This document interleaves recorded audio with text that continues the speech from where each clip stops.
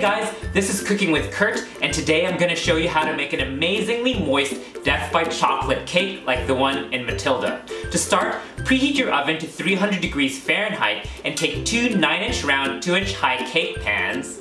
Line the bottoms with parchment paper and butter the parchment paper and the sides of the pans. Then soak 2 cake strips in cold water for 5 minutes. Squeeze off excess water but do not wring, and place the cake strips around the cake pans. This will cool the sides of the cake as it's baking, so the sides of the cake don't cook faster than the middle. This will also prevent the cakes from doming in the middle as it's baking. If you don't have any cake strips, you can watch my ube overload cake video starting at the 22-second mark to learn how to make your own cake strips using just paper towels and aluminum foil. When you have your cake pans ready, take 3 ounces, which is about 85 grams or 0.19 pounds, of bittersweet chocolate and chop it up as small as you can and mix it into 1.5 cups of hot brewed coffee.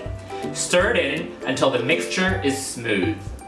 Next, in a big mixing bowl, sift in 3 cups of sugar, 2.5 cups of all-purpose flour, 1.5 cups of unsweetened cocoa powder, 2 teaspoons of baking soda, 3/4 teaspoon of baking powder, and 1 1/4 teaspoon of salt.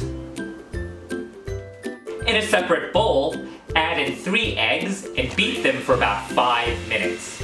Then while continuing to beat, add in 3/4 cup of vegetable oil, 1.5 cups of well-shaken buttermilk, 1 teaspoon of vanilla extract, and finally, the melted chocolate coffee mixture.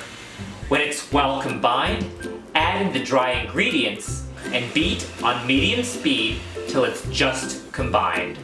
Divide this batter evenly into the 2 prepared pans. We're going to bake the cakes at 300 degrees Fahrenheit on the middle rack for about 1 hour and 20 minutes, or until a toothpick inserted into the middle comes out clean. Take wire racks and invert the 2 cake pans onto the racks while the cakes are still in the pans and let them cool for about 5 minutes. Once they've cooled for a bit, it should be pretty easy to lift the pans off and release the cakes onto the wire racks. Peel off the parchment paper and let them cool completely to room temperature. While the cakes are cooling, we can start making the chocolate ganache frosting. Take 1 pound of very high quality bittersweet chocolate and grate it. The quality of chocolate is not as important for the cake batter ingredients, but it really makes a difference what kind of chocolate you use for the texture and taste of the frosting and filling. And I highly recommend Callebaut chocolate or another kind of high quality chocolate for this. Next, take a medium-sized saucepan and add 1 cup of heavy cream, 2 tablespoons of sugar, 2 tablespoons of light corn syrup, and bring them to a boil on medium-low heat while whisking till the sugar has dissolved. When the mixture is smooth, remove the saucepan from the heat.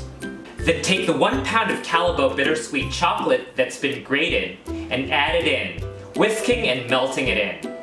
Then add 4 tablespoons of unsalted butter that's been cut into pieces and whisk this into the mixture until it's smooth. Place the saucepan over a bowl of ice water and continue stirring it till it cools and becomes a nice, spreadable consistency. Now we're ready to assemble the cake. I'm going to use my cake stand with a dome cover. Place one of the cake layers onto the serving dish with the flatter side down. Take some of the chocolate ganache frosting and spread it evenly onto the surface of the cake, about 1/4 inches thick. Then, place the second layer on top, but this time with the flatter side up, so the top of the cake is as flat as possible. And similarly, spread the chocolate ganache frosting evenly on the top surface of the cake and the sides of the cake.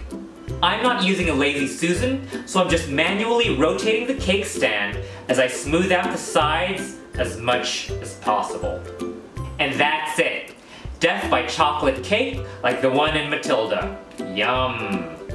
This cake is just so chocolatey and is one of the most decadent things you can eat. Wow, so good, so rich. It's probably not a good idea to eat this entire cake in one sitting like in Matilda, but I do really love this chocolate cake recipe. I actually made it for my mom on her birthday a couple of years ago and the whole family loved it. Please let me know in the comment section below if you're planning to make this chocolate cake, and if you like this video, don't forget to give me a thumbs up and subscribe to Cooking with Kurt. Bye!